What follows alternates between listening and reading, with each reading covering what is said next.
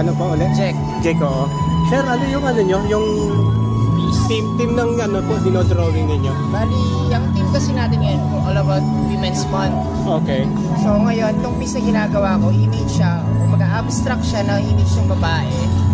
And then, nilalagyan ko siya ng mga vines, flowers, collaborative image siya na nagre-represent ng women.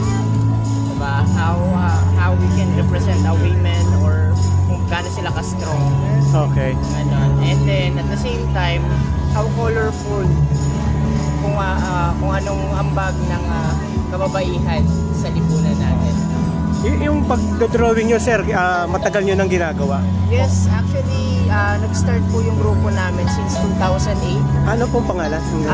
Movies Bayan Visual Arts. Okay. Within Quezon City, na-collect po kami since high school ng Quezon City. Okay.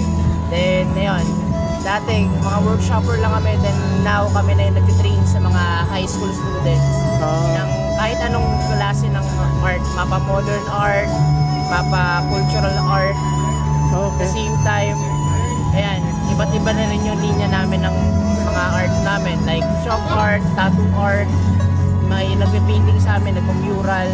Okay. So yun, lahat yung tinuturo namin sa mga kabataan for free.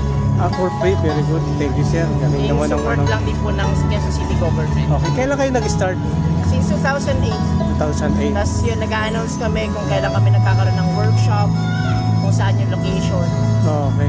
Yung ano nyo, yung grupo nyo, saan na yan matatagpuan? Dito lang din sa City Hall.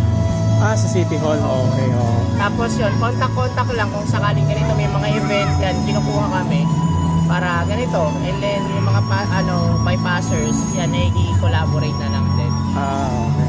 Very nice, nice. Thank you, Thank you po.